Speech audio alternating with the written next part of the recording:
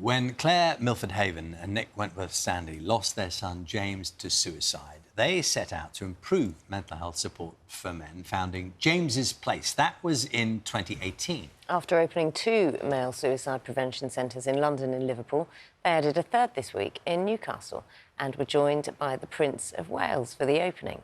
Our reporter Mark Denton has more.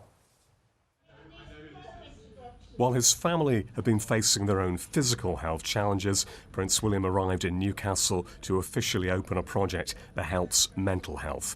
Welcoming the Prince, Clare, Milford Haven. Her son James took his own life in 2008, aged just 21. Now this centre, called James Place, supports men at risk of suicide. We always felt as a family that we didn't want any family going through what we went through, and you know, losing a child in any circumstances is tough, but this has been very tough and is very tough for all the other parents. So that's what we want to stem. And also we want men to know that there is help out there.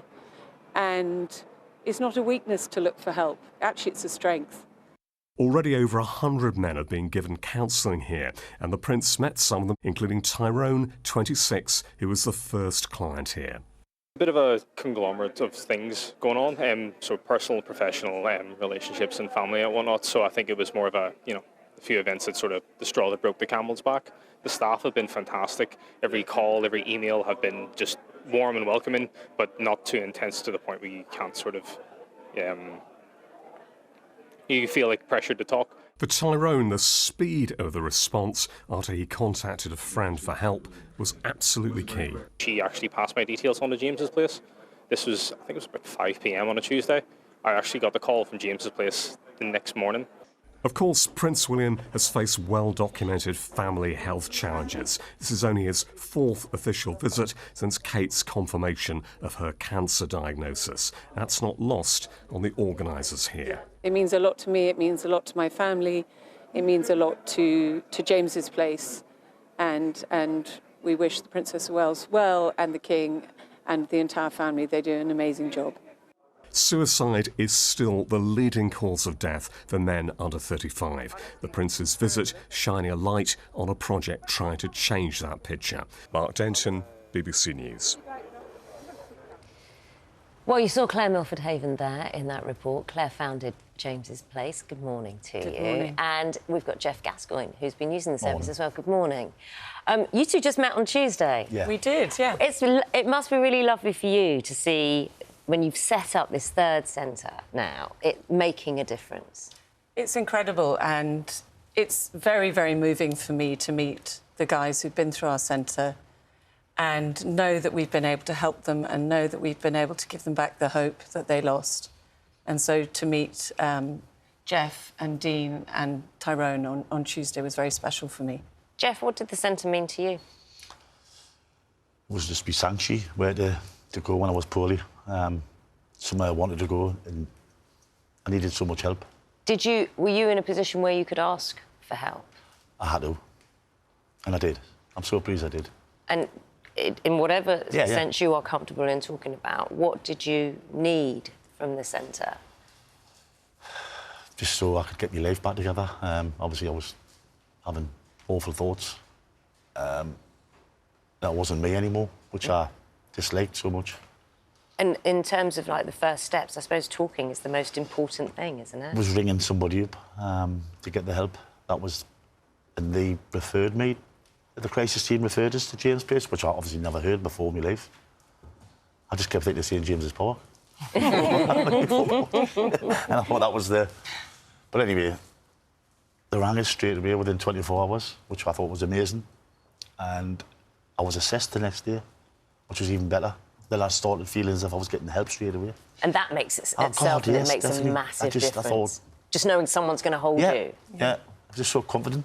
How well do you remember, Jeff, and you describe it very well just a moment ago, the first conversation you're having when you're saying the reality of what's happening to you, which presumably you're in shock about your own thoughts. Yeah. And then for the first time, there's someone going, you just talk, we'll listen. Do you remember that vividly? I remember vividly going into such a welcoming place. It just felt like a home. James's place. It was more than a building. It was just, and everyone was so inviting, relaxing, and then meeting Kay.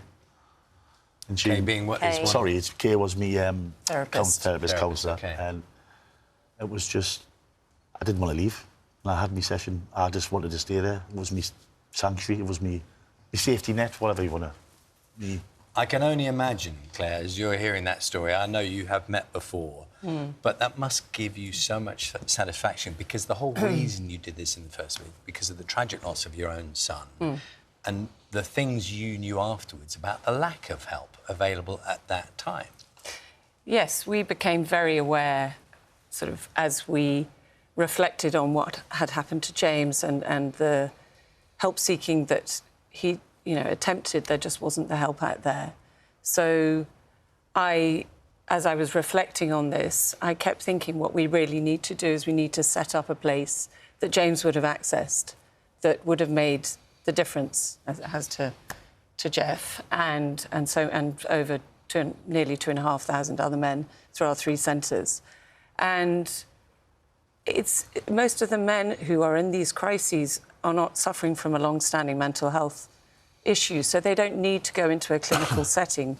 They just need to go somewhere that makes them feel valued, nurtured, and heard. And you can't ignore the stigma that is still around asking for help. And we talk about how difficult, or how it seems difficult for men to ask for help as well. So to know that somewhere is there, which is, Jeff, is it fair to say less formal, less intimidating than you might have imagined? It's very cosy. Oh, God. Cosy, no? As I say, it's a place where I didn't want to leave, and it was so comfortable being there. I felt secure. And obviously, opening up to, I think what's even better is you can tell people your issues, your problems, that you don't know them, independent. As much support I was getting off work and family and friends, especially work, I didn't want to, even though that we can create part of people who I work for, I didn't want them to know everything. Does that make any sense? Yeah, it makes absolute sense. In some ways, it's easier to talk to a stranger because they're not going to... so much easier, and I got on great with Kay, and it was more than a friend. It was like a friend. It was like sitting with a friend all the time. Claire, now, the Prince of Wales, who was at your event, I mean, you mentioned that time, and obviously immediately after James's death, you would have been in shock, and you said you had this vision of being able to do something. It's gone from that... I know. To this, I mean, was there a moment when he walked through the door and you're thinking, OK, well, I have, from the worst of places, you must have had a moment when you thought that. I think that, I was sitting here 7 years ago with my other son who rode across the Atlantic and raised the money so that we could open our first centre in Liverpool in 2018. So it's incredible for me to think that we have opened 3 centres since then, and the last being Newcastle. And obviously having the support of the Prince of Wales is just huge. Everybody says in these circumstances how good many members of the royal family, but the Prince of Wales particularly is, in relation to mental health, which is something he's talked about a lot. Yep. Did you watch that and see it in that place on that day?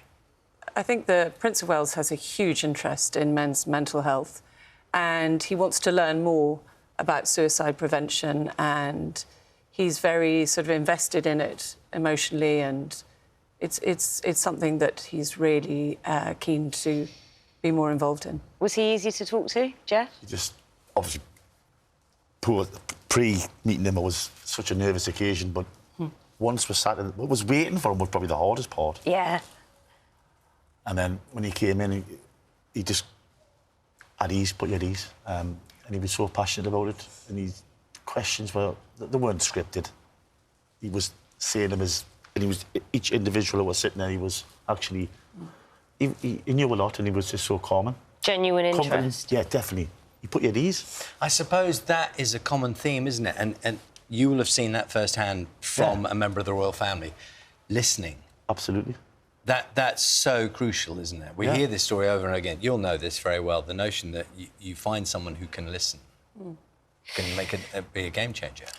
I think for the men who come into James's place, that's the most crucial thing, is to be listened to be heard, and to find hope. You know, Jeff, and please don't take this the wrong way. Please don't take this Jeff the wrong way. thought he was finished. No, not at all. We done? I've just got one more question, because you just look like a normal guy, right? I think I am. Yeah, and you had issues and things were building up in your head, and perhaps someone's watching this morning who will say, "Oh, he looks, it's just like one of us." The thing was, it was frightening how quickly it happened. It spiraled out of control. Accumulation of things happened in my life.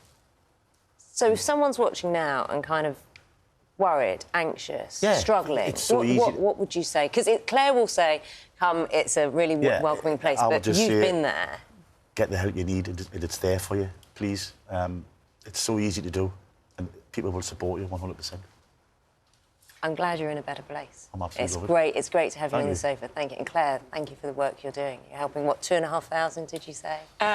Well, so far. Yeah. And our next centre is due to open in Birmingham, hopefully next year. And then we've got plans for another one, and onwards and upwards. We want men to be able to access James's Place, to be within 2 hours of James's Place. That's our plan. Thank you. It's an amazing achievement. Thank you very much indeed. I'm very proud of it. Yeah, you should be. And Jeff, thank you for sharing your story. It's not always easy. No. I found this easier than meeting Prince William, mate. Good to know. Thank you. If you have been affected by any of the issues raised this morning, there is help and support available from BBC Action Line. You can visit bbc.co.uk/Action Line.